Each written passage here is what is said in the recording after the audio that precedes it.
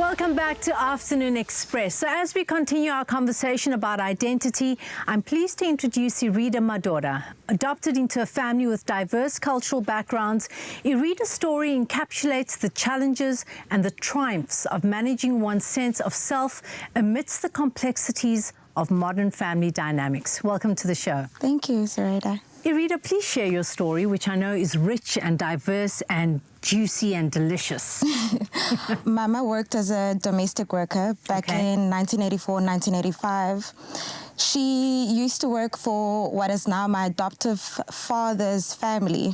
And then when she was pregnant with me, she started working for my adoptive dad's, for him and his wife, Errida. I don't know exactly what transpired behind the scenes, but I know that when I was born, my adopted mom's favorite story to tell is she phoned Baragwanath, and then she found out that Mama Emily had given birth to a daughter, and that the name was Errida. So it's a name that I carry with pride, and I also feel like there's a lot of love there, as much as Mama also named me after her maternal, like her mom. So those two names I carry with pride, and that's basically how I became a part of this wonderful Afrikaans and eclectic family, because I still have contact with my biological family. So it's a pretty unusual setup. That is beautiful. So what is your second name? Mita. Mita. I'm also named Nozipho, but yes, Mita is my grandmother's name. Okay, that's what a beautiful goosebump story. Thank you for sharing that. So today's show is all about navigating one's identity, which is not linear. What has that been like for you, navigating these different stages of your life? You know, being a woman coming from a strong cultural background biologically, and then immersed in a family that has another culture. What was that like?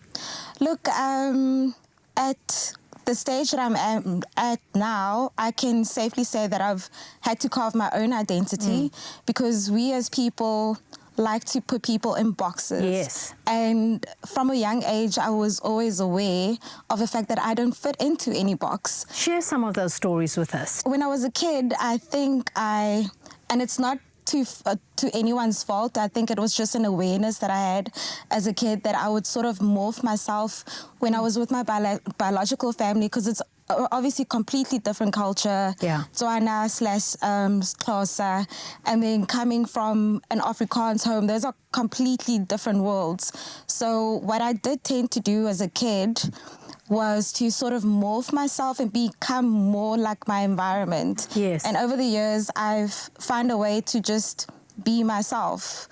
Whoever says what, or they can't make sense of it, it's okay. I think the peace that I feel currently comes from not forcing people to see it my way, which I used to do when I was a kid. I would want people to understand my perspective, and that's not always possible. So, yeah, like an interesting thing, I don't know if this is not a side-eye moment, but and it's not the first time that it happens. When people hear the name Errida, they will assume that it's a white person. So I'm the last person they would look at, and then there's a sort of like a double take moment that happens, like, oh, you. And also the other thing that I used to get asked a lot is, what's your African name? Do you have a black name? You know, things like that. And most of the time, I don't think people mean it maliciously. It's just that we've become so accustomed to putting things into little boxes and categories. And I am a walking contradiction. And that's so beautiful, but you've had to come to that stage where you are today, and that's the anchoring that you're feeling, which is so wonderful. When you think back to your parents, to your adoptive parents, how did they navigate and speak to you about you being different to them, looking different to them? How did that play out? I think we've always been honest about it. My mom has been, you know, very aware of how important representation is. And I remember having a black doll, like, you know, those sort of things. So it wasn't I was always aware. It was never a secret. You can't hide that. Yes. But there were also like funny moments for me. Like now that I think about it, I'm like, wow, my mom was trying to buy self-tanning stuff and I was trying to get lighter. It's like these little yes. nuances of ID. that you find yourself. Yes. And now you think back, you're like, really? Errida, thank you so much for sharing your rich tapestry of a story and speaking about how important representation is, because representation matters. What a great story and what a fantastic lady.